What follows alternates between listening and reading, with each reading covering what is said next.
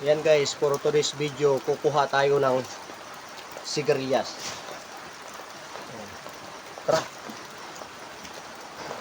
At ito nga guys, ang bilis kong makapagdesisyon na manguha ng sigarilyas. Ang hindi ko alam, ang tataas pala, kaya naghanap ako ng panungkit. Kaya lang, yung nakuha kong panungkit, mukhang hindi aabot. Yan. Susubukan ko munang akyatin guys kung kaya.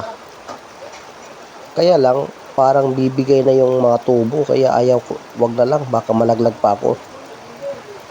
Magkaroon pa ng kantang na hulog sa sigarilyas na bali ang tubo. At ito na nga guys, sinubukan kong sungkitin ang mga bunga. Masyadong matataas. Ito nga pala guys na greenhouse to. Ayan, may isang nakuha. Guys, nakakuha tayo ng isa.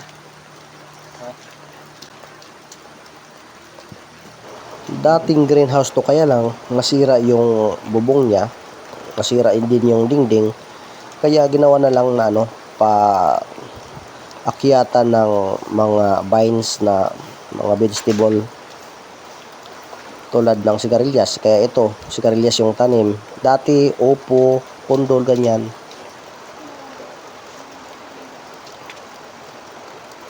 Ayan guys, dito nga ako banda sa gilid.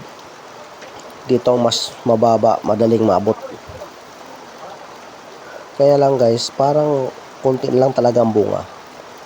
Alam mo naman guys, pag mababa, madaling maabot, mauunahan tayo sa pag-harvest.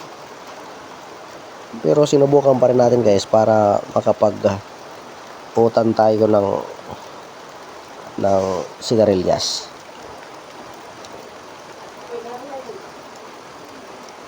Nag-decide na si tatay guys na tumulong sana rito pagkuha. Kaya lang sabi niya, pataas na masyado. Hindi niya daw maabot.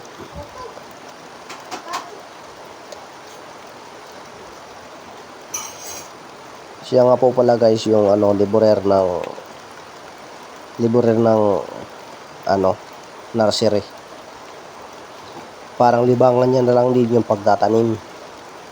Kaya itong greenhouse, tinaniman niya yung pagpaligid para may gamit naman. Nakikihingi na lang kami ng bunga.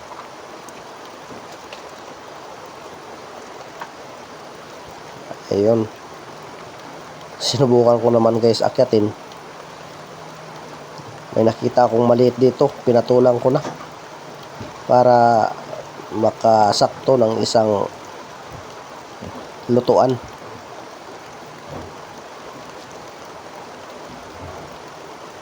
Ayan.